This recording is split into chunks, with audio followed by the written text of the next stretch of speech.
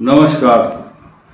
धनु राशि पर विशेष रूप से चर्चा करेंगे क्योंकि कुछ विशेष ग्रहों का बदलाव हो रहा है और धनु राशि को अप्रैल मास में क्या क्या सावधानियां रखनी है उसके विषय में, और साथ ही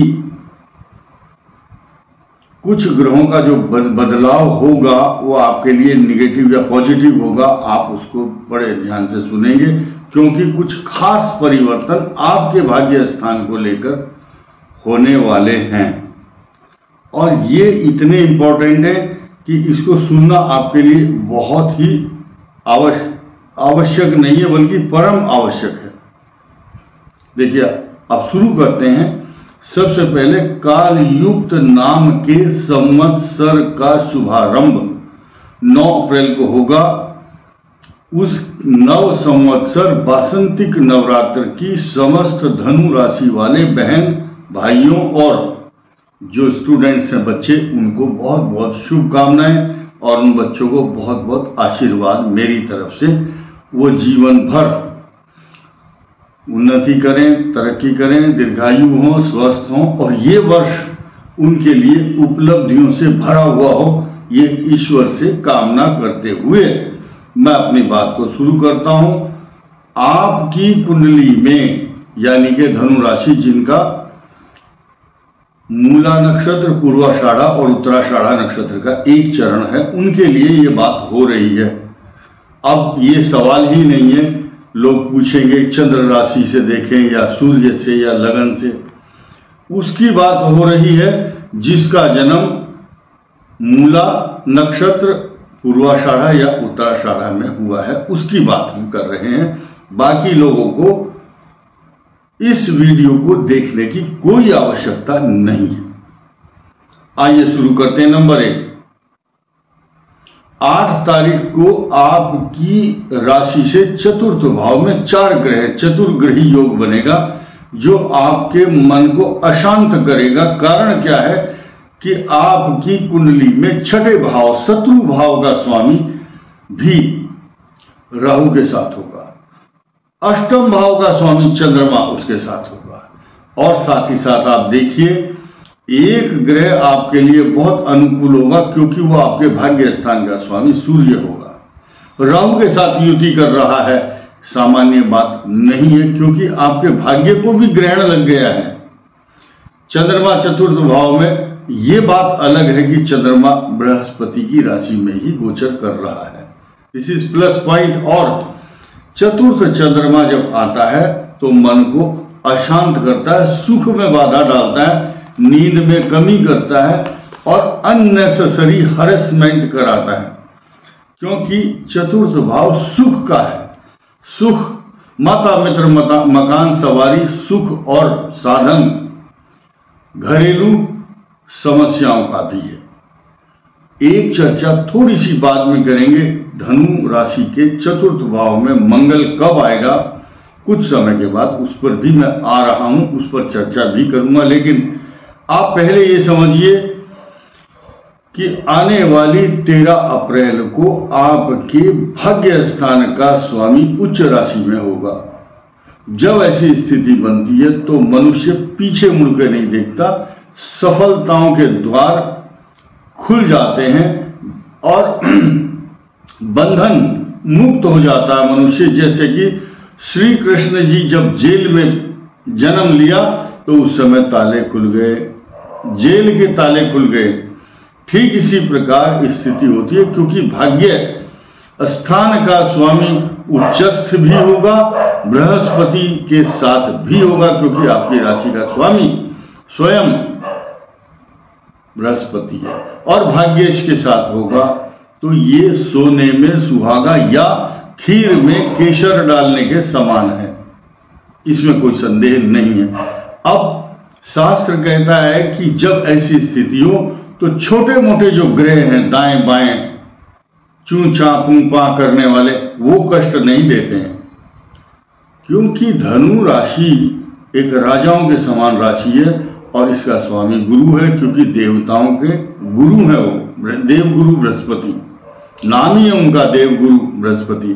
और इस समस्त संसार के आभा मंडल को आलोकित और प्रकाशित करने वाला अपने बहुत बड़े कांति आभा मंडल से समस्त ब्रह्मांड को जो प्रकाशित करता वो सूर्य।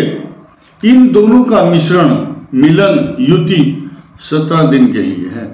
यानी कि जो अच्छा भोजन है, अच्छी डिश, खीर, ये कम ही अच्छी लगती है, ज्यादा खाने से नुकसान भी कर सकती है। यही कारण है कि जो सुख का पीरियड है धनु के लिए आया तो है सिर्फ 17 दिन के लिए, लेकिन ये आपको बहुत कुछ देकर जाएगा, इसमें कोई दो राय नहीं है, ऐसा शास्त्रों का कहना है। देखिए, जो अच्छी चीज आती है तो कम समय के लिए आती है और अपनी खुशबू, अपनी तरक्की, अपना अमृतमय सुख, आनंद और आपको सुखद अनुभूति को महसूस करा देती है। खैर, अब आगे बढ़ते हैं। 24 तारीख को आपके शत्रु स्थान का स्वामी और लाभ स्थान का स्वामी ये शुक्र जो है अस्त होगा। अस्त होना शुक्र का, क्योंकि ये आपकी कुंडली में नहीं बल्कि संसार के सब सुखद एहसास कराने वाला, सबको लग्जरियस चीजें देता है, सुख संसाधन देता है, विलासिता की सामग्री देता है, सुख आनंद की अनुभूति देता है। हंसी चेहरे पर लाने के लिए शुक्र की आवश्यकता होती है। मन में सुख का आभास, good feeling in your heart, वो शुक्र अस्त होगा। लेकिन साथ ही साथ आपके ऋण, रोग और शत्रु उनको भी दबा करके रखेगा। तो जब इस ऐसी स्थिति आती है, लेकिन 23 तारीख को आपकी कुंडली में जो मंगल है वो चतुर्थ भाव में आएगा, तो अशांत करता है, साथ साथ अंगारक योग बनाता है राहु के साथ मिलकर के चतुर्थ भाव में। ये कंडीशन बहुत अच्छी नहीं कही जा सकती। एक तरफ बहुत बड़े सुख का ढेर आपके सामने पड़ा होगा, लेकिन जैसे कि एक घड़ा या मटका, कलश भर करके दूध और उसमें एक नींबू निचोड़ दिया जाए तो जो विषैला या खट्टापन या कसैला हो जाता है तो उस दूध का आनंद नहीं रहता। ठीक इसी प्रकार से इस सुख के ढेर के सामने आपके मन और मस्तिष्क को अशांत करने वाली ये युति मंगल की आपके चतुर्थ भाव केंद्र स्थान में होगी, और ये स्थिति बहुत लंबे समय तक कभी नहीं रहती। आपको मैं बताना चाहूंगा, हमारे जो भाई और बहन है ज्यादा इमोशनल, हाइपर सेंसिटिव, छोटी सी बात को लेकर के बहुत अशांत हो जाते हैं, क्योंकि धनु राशि वालों के अष्टम भाव का स्वामी चंद्रमा होता है। चंद्रमा वाले सेंसिटिव, इमोशनल, भावुक, जरा सी बात अगर किसी ने कही तो 2-3 दिन तक उनके दिमाग से वो निकलती नहीं है, नींद नहीं आती है, तथा उनको ये लगता है इस आदमी ने मेरे को ऐसा बोला ही क्यों है। तो ये कारण है, परवाह मत करो किसी की भी। इस संसार में किसी ना किसी व्यक्ति के विषय में कोई ना कोई आदमी को मुद्दा चाहिए बोलने के लिए। बड़े शास्त्र भरे पड़े हैं ऐसे उदाहरणों से। देवी देवताओं के कुछ प्रसंग हैं, भगवान शिव और पार्वती का भी प्रसंग है।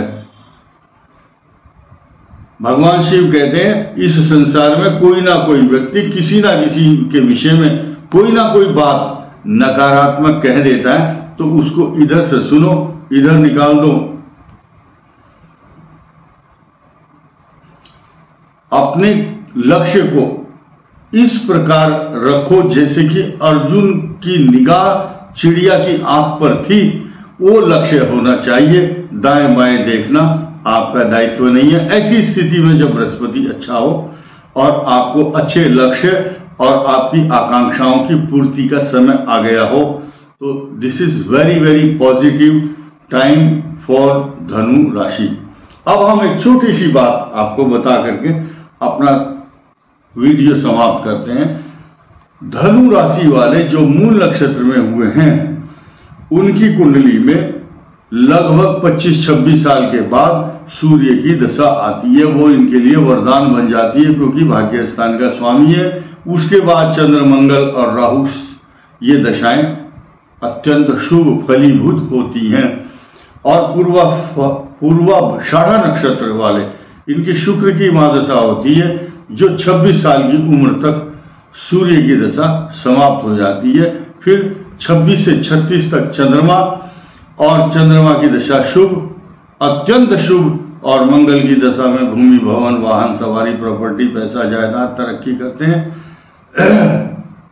घरेलू झगड़े और विवाद, जमीन से जुड़े हुए ये कुछ विवाद रहते हैं। राहु की दशा शुभ, बृहस्पति अमृतमय फल देती है क्योंकि उनकी राशि का स्वामी होता है। उत्तराषाढ़ा नक्षत्र वालों के लिए आप देखेंगे 23 साल की उम्र के बाद राहु की दशा शुरू होती है, और राहु इनको इतना वैभव, स्टेबिलिटी, स्थिरता, मान सम्मान, ट्रेनिंग और प्रशिक्षण के साथ साथ अच्छे एक्सपीरियंस, अनुभव देता है जीवन के। वही अनुभव जीवन भर काम आते हैं। फिर 41 वर्ष की एज के बाद 57 साल तक बृहस्पति की दशा में सुख का अनुभव करते हैं, राजयोग भोगते हैं। 57 से 76 साल की उम्र तक शनि आपको वरदान बन जाता है।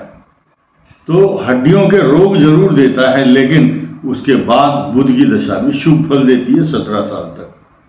फिर केतु और शुक्र, ये क्रम होता है, लेकिन धनु राशि भाग्यशाली है।